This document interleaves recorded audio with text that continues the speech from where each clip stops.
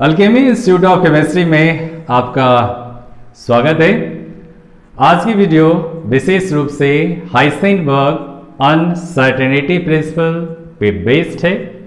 इसमें देखेंगे कि हाइसेनबर्ग अनसर्टेनिटी प्रिंसिपल क्या होता है, अनसर्टेनिटी क्या होती है, इसकी सिग्निफिकेंस क्या है एंड इससे रिलेटेड हम न्यूमेरिकल्स देखेंगे।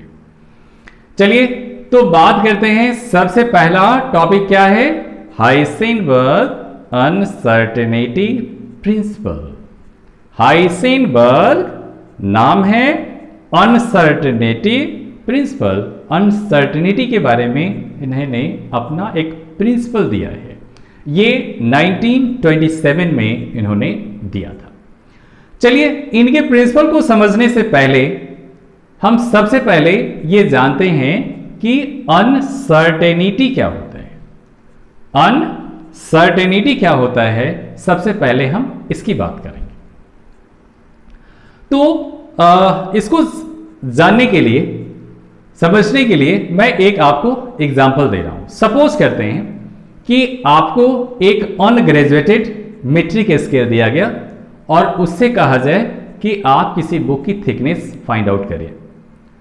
तो यदि आप उससे फाइंड आउट करेंगे तो उसमें कुछ ग्रेजुएशन ही नहीं था, कुछ उसमें लिखा हुआ नहीं था, तो आप उसमें बहुत ज़्यादा अनसर्टेन, यानी उसकी जो मेजरमेंट होगी वो अनसर्टेन होगी। चलिए मैं अब आपको क्या कह रहा हूँ कि उस मेट्रिक, एक ग्रेजुएटेड जो मेट्रिक स्केल होता है, उससे आप उस बुक की थिकनेस फाइंड आउट करें तो it will more secure, more certain होगा। अब चलिए हम, यानी कहने का मतलब है कि किसी चीज को मेजर करना है तो उसकी डायमेंशन से कम ग्रेजुएटेड आपको मेट्रिक स्केल यूज करना पड़ेगा, तब आप बेटर जो है उसको मेजर कर सकते हैं। चलिए अब हम बात करते हैं, डायमेंशन की बात आ गई कि डायमेंशन से कम ग्रेजुएटेड मेट्रिक स्केल होना चाहिए। अब हम बात करते हैं, अब एक इलेक्ट्रॉन की बात करते हैं। तो इलेक्ट्रॉन क्या होता है, तो पॉइंट साइज होता है, कंसीडर कर सकते हैं। जो पॉइंट साइज पार्टिकल्स होते हैं तो उसमें उसका तो कोई डायमेंशन ही नहीं होता, तो वो एक हम कंसीडर कर सकते हैं, वो डायमेंशनल होता है। चलिए भाई, पहले तो अब बात आ रही थी कि डायमेंशन से कम ग्रेजुएटेड कोई मेट्रिक स्केल होगा तो उससे मेजर कर लेंगे। अब हम बात क्या कर रहे हैं कि डायमेंशन लेस ही है, तब कैसे मेजर करेंगे। तो इसके लिए आपको लाइट का हेल्प लेना पड़ेगा, इलेक्ट्रोमैग्नेटिक रेडिएशन का हेल्प लेना पड़ेगा, तब आप उस इलेक्ट्रॉन को बेटर तरीके से आप मेजर कर सकते हैं। तो अब हम बात कर रहे हैं कि कोई लाइट है जिसमें फोटोन्स होते हैं, तो उसकी भी साइज की बात करेंगे। इलेक्ट्रॉन की साइज से समव्हाट वो बिगर ही होता है, तो क्या उसमें मेजरमेंट होगा। अभी डिस्कस हो रहा था कि इलेक्ट्रॉन की जो भी बातें, डायमेंशन है, रेडियस जो भी कुछ होगा, उससे यदि कोई छोटा होता तो बेटर मेजर कर सकता था, लेकिन उसकी जो साइज है वो समव्हाट बड़ी ही होती है। चलिए अब लेटेस्ट जो है हमारे पास वही साधन है, उसी से हमें मेजर करना है। तो यदि हम फोटोन ऑफ लाइट से उस इलेक्ट्रॉन को ऑब्जर्व करें तो देखेंगे कि इलेक्ट्रॉन्स न्यूक्लियस के चारों तरफ, या इलेक्ट्रॉन्स जो है मोशन में है। बोर्स ने बताया था कि इलेक्ट्रॉन्स जो है revolving around the nucleus of atom. तो यदि उस पे light strike, photon of light strike करेगा तो फिर क्या होगा कि उस इलेक्ट्रॉन की एनर्जी चेंज हो जाएगी। तो उस समय आपको, या आप पोजीशन निकालेंगे तो ग्रेट एक्यूरेसी से वो निकल जाएगा। दूसरा जो है, यदि वेलोसिटी निकालना चाहेंगे एट द सेम टाइम तो वो अनसर्टेन हो जाएगा। यदि आप, क्योंकि चेंज हो जा रहा है, यदि आप वेलोसिटी विद ग्रेट एक्यूरेसी निकालेंगे तो उसकी पोजीशन जो है अनसर्टेन हो जाएगी। तो इसी से रिलेटेड इशू पर हाइसेनबर्ग ने अपना एक प्रिंसिपल दिया।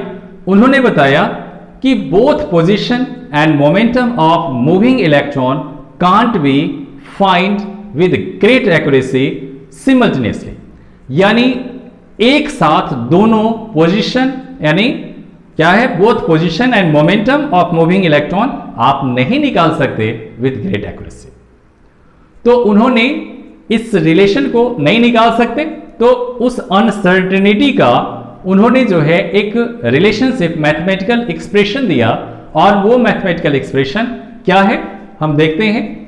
डेल्टा एक्स, यदि delta x uncertainty in position है and delta p x uncertainty in momentum है and delta v x uncertainty in velocity है, तो उन्होंने बताया कि uncertainty in product of uncertainty in position and uncertainty in momentum will greater और equal than h/4π। तो momentum को mass into velocity भी लिख सकते हैं, तो above expression can be written as delta x into delta mvx greater and equal to h/4π, which can also written as delta x into delta vx greater or equal to h/4πm। ये m transfer from here to here. तो आपने देखा कि mathematically जो है Heisenberg ने कैसे अपना एक रिलेशनशिप सेटअप किया। अब हम बात करते हैं कि उन्होंने जो बताया वो कहां तक सिग्निफिकेंट है, वो कहां तक यूजफुलनेस है इसकी। तो इसके लिए एक एग्जांपल लेते हैं। एक कोई ऑब्जेक्ट है जिसकी मास 1 mg है, 1 mg मीन्स 10⁻⁻6 kg। तो उसके लिए हम product of delta x into delta v x find out करते हैं।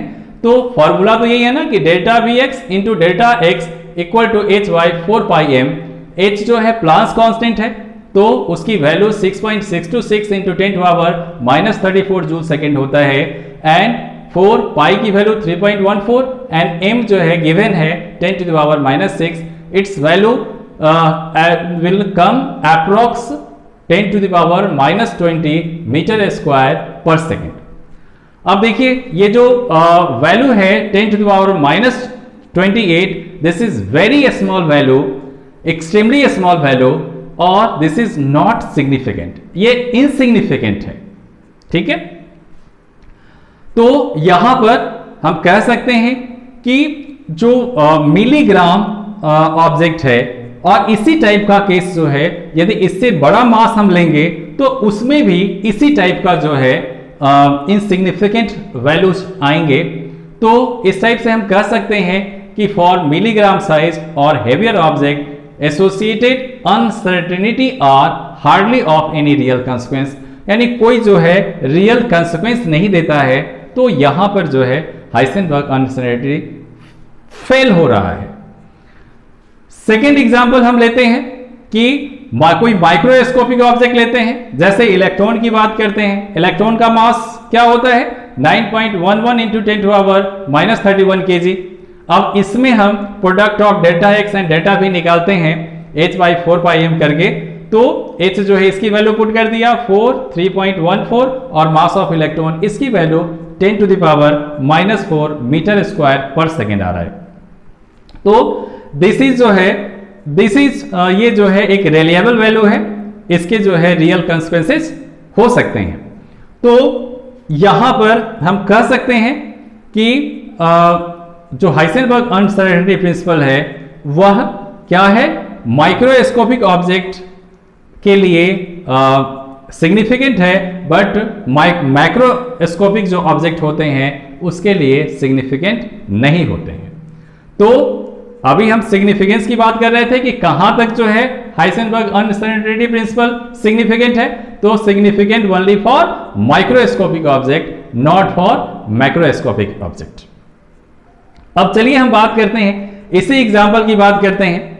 अभी हमने क्या निकाला, delta x into delta v equal to 10⁻⁻4 meter square per second निकाला। अब हम क्या करने जा रहे हैं कि try to find the exact location of electron.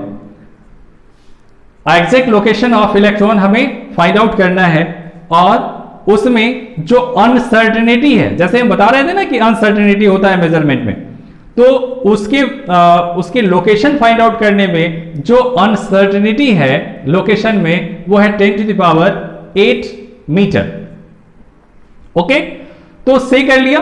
तो यदि हम अनसर्टेनिटी इन वेलोसिटी निकालें तो क्या हो जाएगा, delta 10⁻⁴ metre square per second upon 10⁻⁻8 metre, इसी की वैल्यू हमने यहां पर पुटअप कर दिया है। इतना इक्वल टू दिस मच था ना, इतना था, तो डेल्टा एक्स की वैल्यू पुट करके हम डेल्टा वी एक्स की वैल्यू निकाल लिया, which is equal to 10⁴ meter per second. अब देखिए वेलोसिटी में कितना अनसर्टेनिटी आ गया, 10⁴ मीटर पर सेकेंड, बहुत बड़ा अनसर्टेनिटी आ गया। ओके, तो यहां पर इतनी बड़ी अनसर्टेनिटी आया, इसका मतलब जो बोर्स ने थ्योरी दिया था, क्लासिकल अपना कॉन्सेप्ट दिया था कि भाई इलेक्ट्रॉन्स जो है न्यूक्लियस के चारों तरफ एक सर्टेन ऑर्बिट में रिवॉल्व राउंड करता है, वो वहां इससे जो है वो रूल्ड आउट होता हुआ दिखाई दे रहा है ना। Classical picture of electron in moving Bohr's orbit can't hold good, यहां पर जो है इससे पता चलता है ये गुड होल्ड नहीं करता है इस केस में, क्योंकि अनसर्टेनिटी बहुत ज्यादा आ गई। तब बात आई कि क्या कहा जाए फिर, भाई जब ये फेल हो गया तो इसमें क्या प्रिसाइज स्टेटमेंट, प्रिसाइज जो स्टेटमेंट क्या रिजल्टेंट आया, तो रिजल्टेंट की बात करें तो प्रिसाइज स्टेटमेंट जो पोजीशन और मोमेंटम ऑफ इलेक्ट्रॉन जो था उसको, इस स्टेटमेंट को position and momentum of moving electron को रिप्लेस कर दिया गया और क्या चेंज किया गया, probability that electron has at given position and momentum, उस पोजीशन और मोमेंटम पे इलेक्ट्रॉन की क्या प्रोबेबिलिटी है उस पे जो है इस स्ट्रक्चर ऑफ एटम को डील किया गया।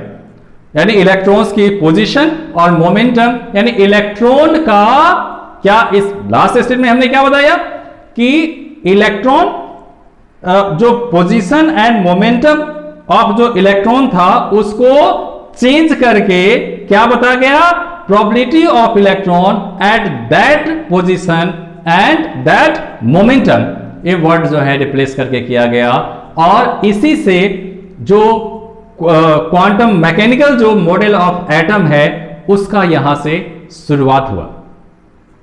तो हाइसेनबर्ग जो अनसर्टेनिटी प्रिंसिपल था वो किसका कंसिक्वेंस था, जो डी ब्रॉगली वेव इक्वेशंस था, जो dual behaviour of matter and radiations था, उसका कंसिक्वेंस था हाइसेनबर्ग अनसर्टेनिटी प्रिंसिपल। और यह भी यहां पर आकर जो है यहां भी फेल हो रहा है, और वो किस चीज को गिव बर्थ कर रहा है, तो wave mechanical model of atom की बात कर रहा है ना।